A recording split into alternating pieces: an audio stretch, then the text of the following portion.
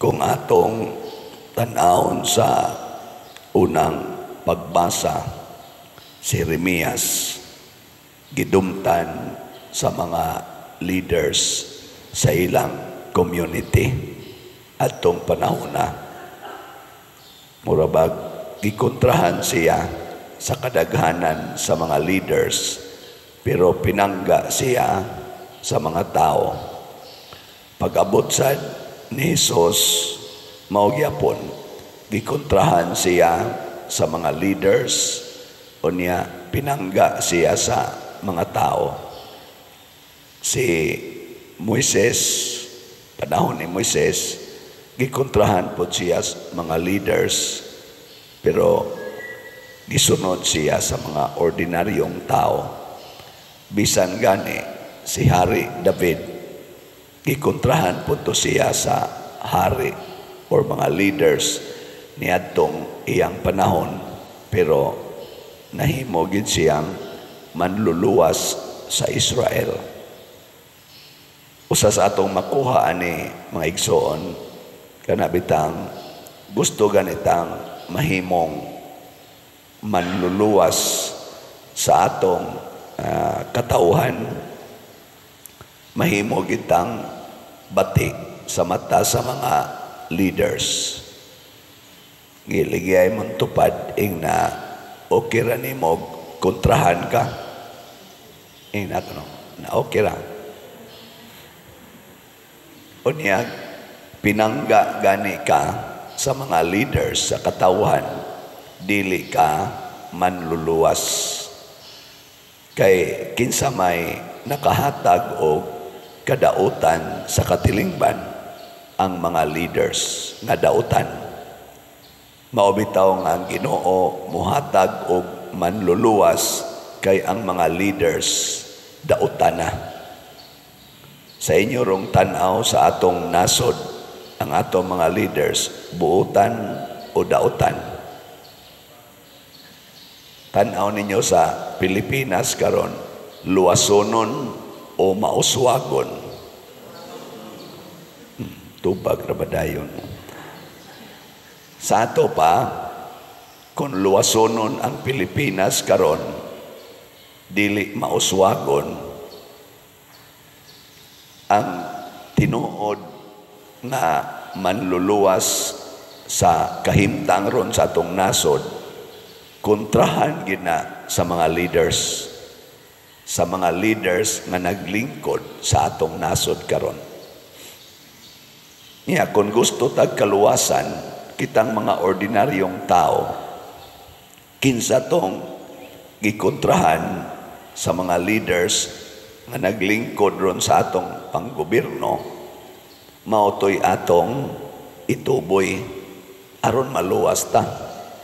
Kay kung anhita mo sunod aning nagkontra sa mga tao nga murag gidpadas Ginoo para maluwas ta, na masamo tagkaluwasonon, di ba? Muna si Jesus gituboy sa mga tao, gisunod sa mga tao, pero nalansang yun sa krus. Ikaduhang punto, ang tinuod nga manluluwas sa kahimtang nga bati sa katawhan, andam muantos ug magpakamatay.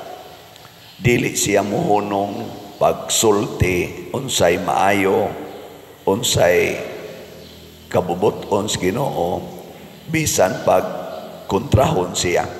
Di siya muhunong pagbuhat. Muna si Jeremias, niingon siya, mupadayon ko, ang Ginoo maoy mudapig nako. Kamong tanan kontra mo nako, pero ang Ginoo maoy mudapig nako.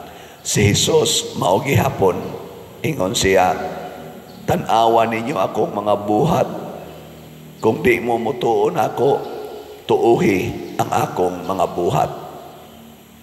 Ang tinuod nga manluluwas, dili mamugos nga ang iyang pagkatao daygon, pero ang iyang ipakita ang mga buhat nga maayo, mga buhat nga mapuslanon sa kaayuhan sa katilingban.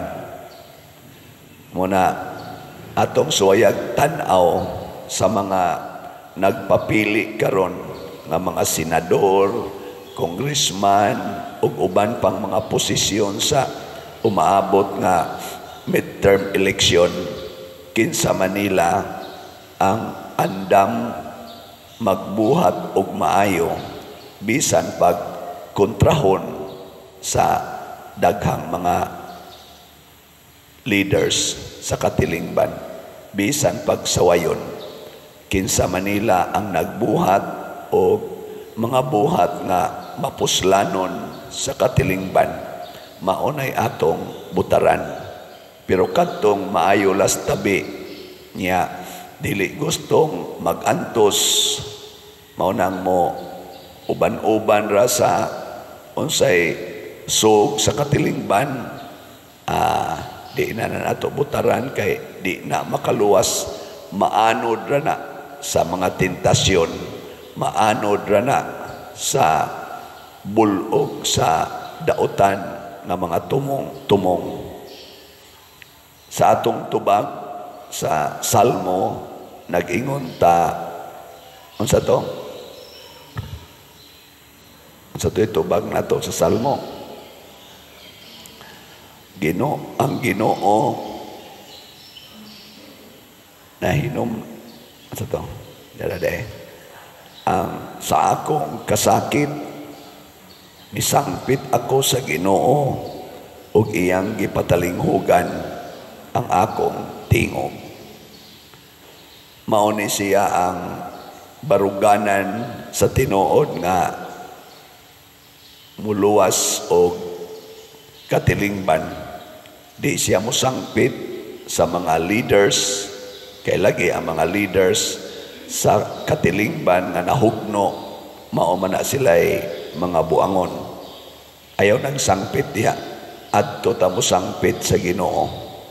Nya ang Ginoo maunay mo tudlo nato. Gilingay mong tupad ing na kunwa kay kwarta kinsay imong duolon. Nakuno. Kunwa kay kwarta kinsay imong duolon. Ana. O kita ra ba adto ra ba ta mo sangpit dayon sa nagdag 5-6 nagdaog ka ng pautang na matiwas ka na gani uban way kwarta adto mamasin sa sugal, adto sa scatter, adto sa swertres, sa loto, adto mamasin, ayaw adto tas Ginoo. Ang atos ang mga politicians nga mga kamaong musangpit sa Ginoo mao nay atong butaran. Pero kana mga politicians nga naa sila'y gitawag og pagka mura sila Ginoo, magpakaginoo, murag sila na gyud mo ituburan sa kunuhay grasya. Di lang na nato butaran kay nagpakaginoo na kana yung musalig sa Ginoo. Nya makita man na silang buhat. Unang magkagubot gyud ang atong nasod basta kining mga tao nga dili bitaw muantos, kung dili magpahimo sinuon sa atong bahandi, magubot gyud ta. Muna karon kubot intawon kay ta, siging hearing. Ambot asa ni padong ang mga hearing karon, mupadong ba jud kani sa kalambuan.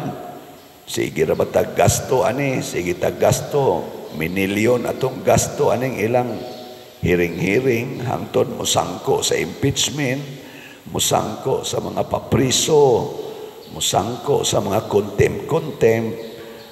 Asa jud ka padong mo nang iampo na nato. Nasakitan na kaayo ang atong katawhan karon. Ni-increase na sad ang atong piso, ni-decrease ang values atong piso, ni saka na sad ang values dollar. Dako kay nig-impact sa atong ekonomiya. O nang napaypalitonon, saka na sad, asa jud ka ni padong. Pero bisan pag musaka ang palitonon, Bisang mapagaw inyong pare. Ala, padayon lang yapon mo palit og slot. No. Padayon lang kita aning atong pagtinabangay. Lingiyay mong tupad. Ingna, sa kalisod na to karon mo palit pa kag slot. Ingna. Ingna ba? Gamay na rabala. So, nangapagaw na lang kung baligyag slot ani. Basin pag maluoy mo pader ato lang ni hotdog palit ang slot paggaw na ra ba yung taon is pader. Sige, ato nang tanawon og daghan ba mo palit ninyo ugma patingali ko maka-update ninyo karon walang usa karon kay o pataka report.